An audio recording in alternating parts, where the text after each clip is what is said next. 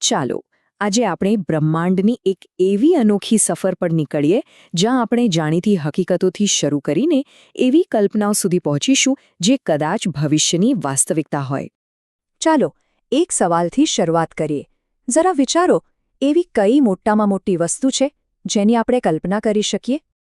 મોટાભાગના લોકો માટે આનો જવાબ એક જ હશે: બ્રહ્માંડ. બરાબર ને? એવું કહેવાય છે કે આ આપણી કલ્પનાની હદ છે, આપણી જાણકારીની સીમા. આનાથી મોટું શું હોઈ શકે એ વિચારવું પણ અઘરું છે.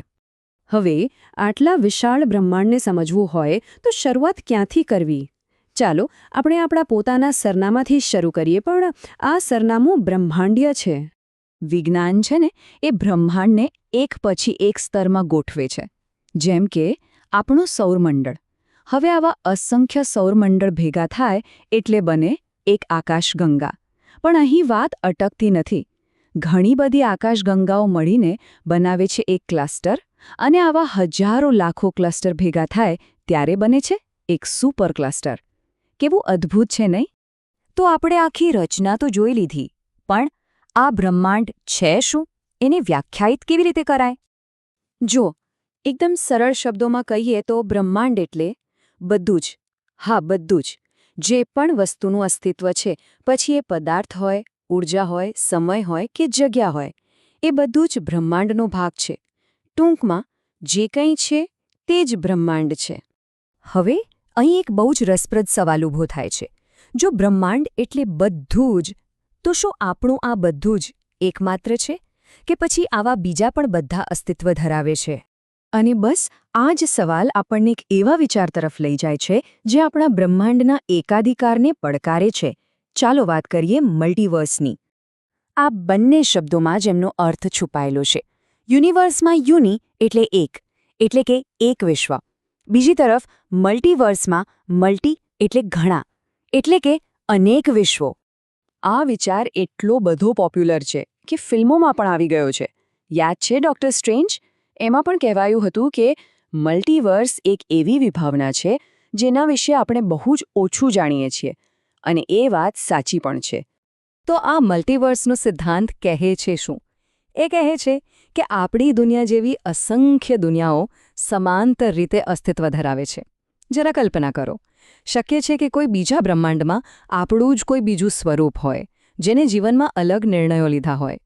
જેમ કે અહીં જે વ્યક્તિ એક શિક્ષક છે એ કદાચ બીજા કોઈ બ્રહ્માંડમાં એક વિદ્યાર્થી હોય. શક્યતાઓ ખરેખર અનંત છે. તો હવે સવાલ એ છે કે આટલી બધી વાતો થઈ રહી છે, પણ આમાંથી હકીકત શું છે અને માત્ર એક રોમાંચક કલ્પના શું છે? બંનેને અલગ કેવી રીતે કરવા? ચલો આ તફાવતને એકદમ સ્પષ્ટ રીતે સમજીએ. બ્રહ્માંડ એ એક વાસ્તવિકતા છે. આપણે એને જોઈ શકીએ છીએ, એના ગ્રહો તારાઓનો અભ્યાસ કરી શકીએ છીએ, એના પુરાવા આપણી પાસે છે. હવે વાત કરીએ મલ્ટીવર્સની. એ અત્યારે ફક્ત એક વિચાર છે, એક પરિકલ્પના. એનો કોઈ જ ભૌતિક પુરાવો કે સાક્ષી આપણી પાસે નથી. પણ ચાલો એક ક્ષણ માટે માની લઈએ કે મલ્ટીવર્સ છે. તો શું એક દુનિયામાંથી બીજી દુનિયામાં જઈ શકાય? આ સિદ્ધાંત તેના વિશે પણ એક રસ્તો બતાવે છે. વૈજ્ઞાનિકોએ એક વર્મહોલ નામના સૈદ્ધાંતિક રસ્તાની કલ્પના કરી છે. એવું માનો કે એ અવકાશમાં એક શોર્ટકટ છે, એક સુરંગ, જે કદાચ બ્રહ્માંડના એક છેડેથી બીજા છેડે પહોંચાડી શકે, અથવા તો એક બ્રહ્માંડમાંથી બીજા બ્રહ્માંડમાં જવાનો દરવાજો પણ હોઈ શકે. અને અમુક સિદ્ધાંતવાદીઓ તો ત્યાં સુધી કહે છે કે આ વર્મહોલ બીજું કંઈ નહીં પણ એક ખાસ પ્રકારનું બ્લેક હોલ હોઈ શકે છે.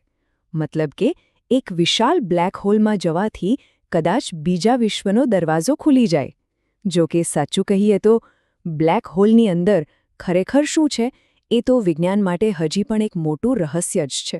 તો અંતમાં આપણે ક્યાં ઊભા છીએ? બ્રહ્માંડ એ આપણી વાસ્તવિકતા છે, જેની ધરતી પર આપણે મજબૂતાઈથી ઊભા છીએ, અને મલ્ટીવર્સ એ એક સુંદર કાલ્પનિક મહાસાગર છે જેની તરફ આપણે જોઈ રહ્યા છીએ. હવે જોવાનું એ રહ્યું કે આ વિચાર ભવિષ્યમાં વિજ્ઞાનની નવી સીમા બનશે કે પછી માત્ર એક સુંદર કલ્પના બનીને જ રહી જશે.